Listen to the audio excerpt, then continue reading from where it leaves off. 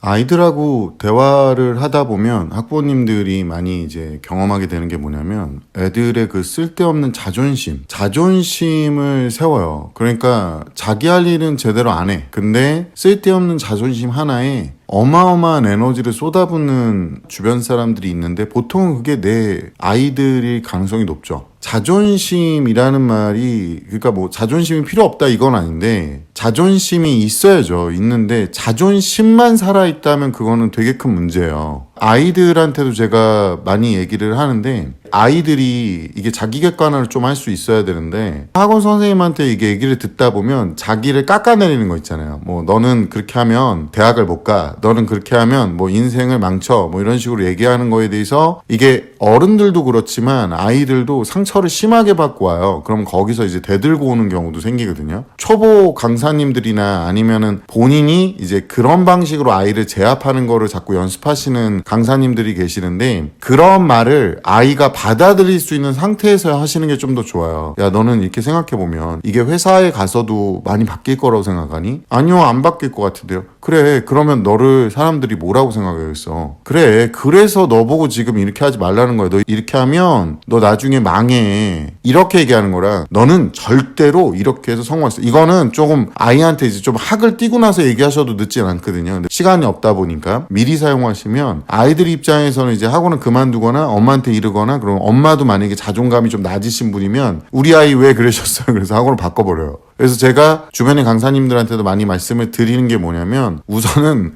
피지컬을 좀 쌓아라. 그러니까 외부적으로 피지컬이 좀 있어 보이거나 이미지가 좀 강하면 애들이 함부로 못 덤벼요. 예, 그거는 솔직히 팩트라. 아니면 이미지를 잘 구축해 놓는 거죠. 아, 강한 이미지. 이 사람은 잘못 건드리면 큰일 나는구나. 학원 원장님들도 그런 강사님들 좀 잘하는데 아이들이 약간 이렇게 덤비는 강사님들한테는 뭔가 이렇게 좀 학원에서도 굉장히 신경 쓰는 고급 강사님이라는 이미지를 좀 심어주시면 좀 더 좋다. 어쨌든 이제 자존심만 이제 강한 친구들의 얘기를 다시 돌아가서 비판을 못 견뎌요.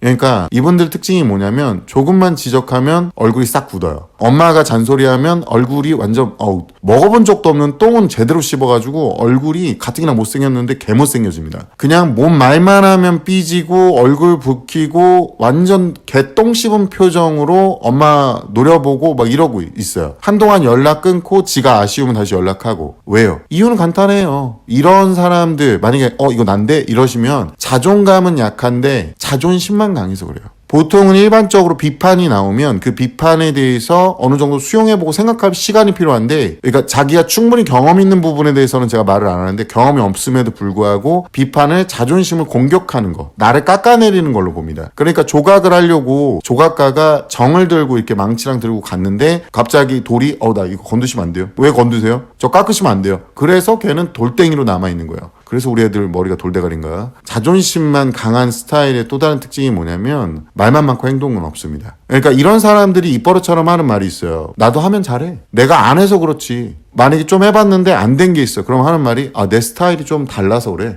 나랑 안 맞는 거야. 그러니까 자기가 잘못한 건 없어. 자기가 모자란 건 없고. 근데 정작 하는 걸 보면 없어요, 안 해요, 못 해요. 그냥 할 줄도 모르고 하려고도 안 해요. 근데 자존심만 있으니까 못하는 척은 못하겠고 대신 변명으로 덮는데 요즘에 이제 많이 하는 게 내 적성하고 안 맞아. 연병들을 하고 앉아있어요. 엄마 아빠는 뭐 직장생활이 그러면 적성이 딱 맞아가지고 뭐 노예체질이냐 우리가? 말이 되는 소리라고 앉아있어. 이쯤 되면 자존심이 아니라 허세의 객강이라고 부르는 거죠. 이런 걸 스스로에 대한 냉정한 평가도 못하고 남이 판단해주는 거에 대해서 받아들일 생각도 없다 보니까 계속 말로만 어떻게든 돌려서 합리화를 시키고 앉아있는 겁니다. 실력은 없는데 또 가오는 살아서 삶이 점점 궁핍해지는 거예요. 그거 아세요? 만약에 뒤에서 다른 사람들이 여러분을 뒷담화한다. 그건 신경 끄셔도 돼요. 근데 있잖아요. 어떤 사람이 와서 본인 앞에서 이렇게 지적을 하고 뭐라고 한다. 지금 이거 뭔지 아세요? 본인이 그만큼 만만하고 허세 쩌는 거예요. 나 강한 이미지인데. 솔직하게요. 그렇게 당당하게 앞에 와서요. 자기한테 지적해주는 사람 있잖아요. 그거 조심하셔야 되는 거예요. 왠지 알아요? 참고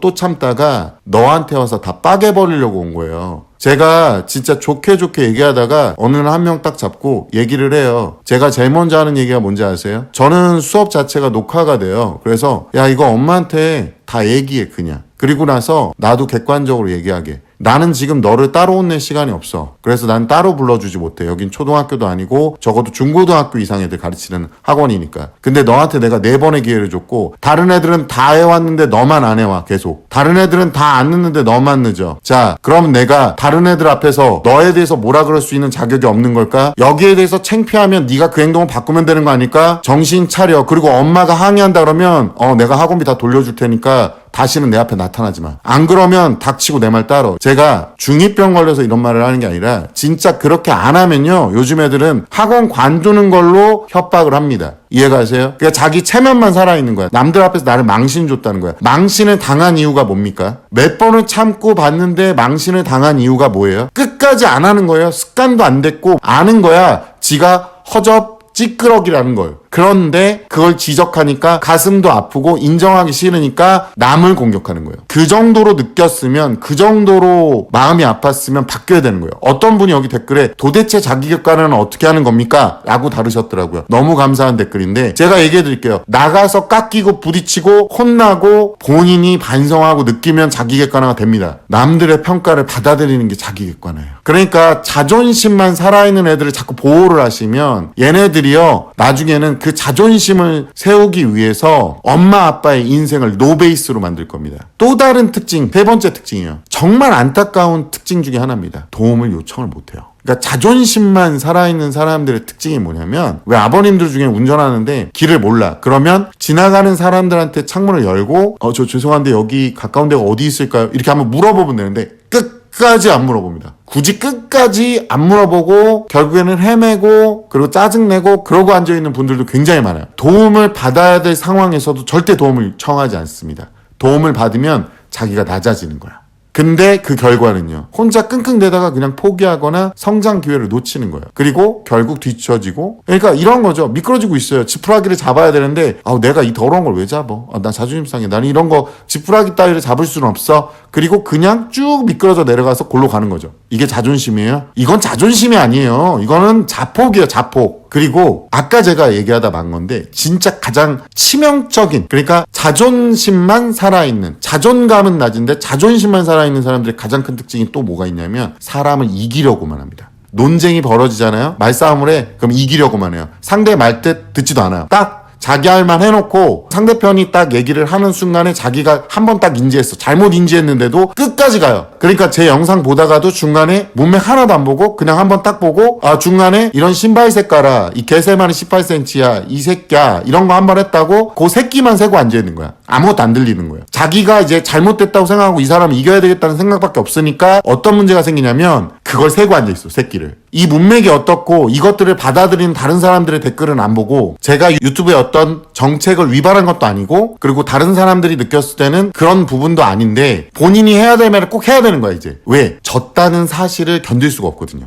엄마한테 대드는 것도 똑같은 거예요. 그게 자기 존재를 부정하는 것처럼 느껴지는 거야. 엄마가 너는 그렇게 하면 안 돼, 너 그렇게 해서 되겠니? 그리고 악담하는 걸로 받아들여요. 걱정하는 거예요. 걱정하는데 네 행동이, 그러니까 얘네들이 하는 행동이 거의 금쪽이 반쪽이 은쪽이 수준이니까 좋은 말이 안 나가서 그 표현 자체가 극단적으로 가는 거야. 생각을 해보세요. 맨날 공부한답시고 엄마한테 눈 땡그랗게 뜨고 소파에 모가지 꺾어놓고 척추측만증에 무슨 새우인 줄 알았어 난. 그래가지고 핸드폰 쳐다보면서 안경은 또 써야 돼요. 눈이 근시라서 더럽게 나빠요. 맨날 가까운 건 봐서. 그러고 나서는 엄마 내가 다 알아서 해 이러고 앉아있는 애가 어떻게 나가서 취업을 해요. 인공지능이나 로봇에 대체되겠지. 엄마 아빠 입장에서는 얘 노베이스 만들면 내 인생이 노베이스 되니까 잔소리를 할 수밖에 없는 거야. 당사자인 거야 이 새끼들아. 근데 엄마를 이기려고 해. 왜? 엄마 파악은 끝났거든. 어떻게 한번 이겨보려고 해. 사회적 약자는 제가 봤을 때는 엄마들이에요. 왜? 이게 협박하는 방식이 논리로 안 돼. 얘네들이 되게 웃긴 행동을 한다니까. 논리로는 져. 근데 감정으로는 이겨요. 그리고 그 무기가 뭐냐면 자기 자신이야. 자기 자신으로 자기 엄마 아빠를 협박을 하는 거지. 엄마 아빠가 노후 대비 때문에 너한테 져주는 것 같아? 자존심만 살아가지고 끝까지 주접떠는 거를 계속 막았다가 혹여나 잘못될까봐 그렇게 하는 건데요. 어머니 아버님, 제가 이제부터 정확하게 말씀드릴게요. 그렇게 자존심 세우다가 잘못되는 새끼들 있잖아요. 그건 지 새끼들이 지 인생 지가 만 겁니다.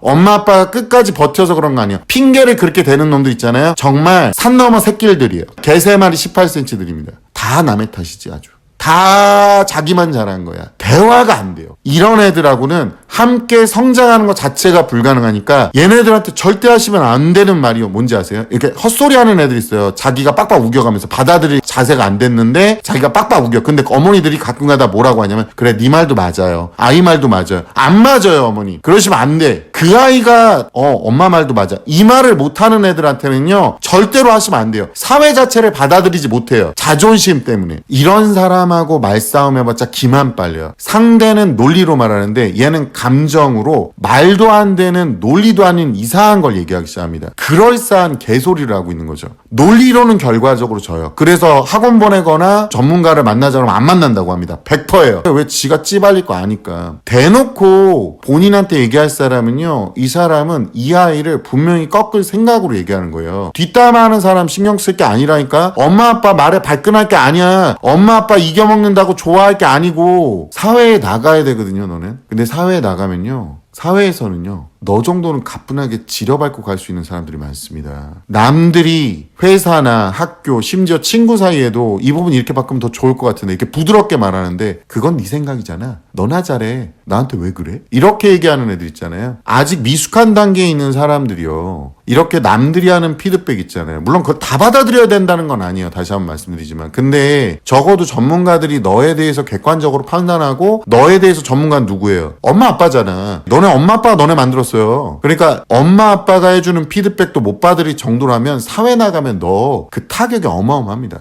사회에서는요 둘 중에 하나예요. 피드백을 어마어마하게 하고 뭐라 그러든가 아니면 도태시켜서 저쪽에서 방치하든가. 근데 하필 그게 우리 엄마 아빠한테 방치해서 문제가 되는 거지. 결국 어떻게 될까요? 이렇게 엄마 아빠의 피드백을 공격으로 받아들이고 자존심만 살아가지고 본인의 의사만 줄곧 논리 없이 우기는 이 아이들. 환경이 안 좋아서 운이 없어서 사람들이 몰라줘서 아닙니다. 변하지 않아서. 그래서 얘네들이요 항상 정서적으로 목말라 있어요. 그러니까 어떤 행동을 하냐면 칭찬에 과하게 반응합니다. 무시에는 겁나 민감해요. 자존심만 살아있는 사람들의 특징.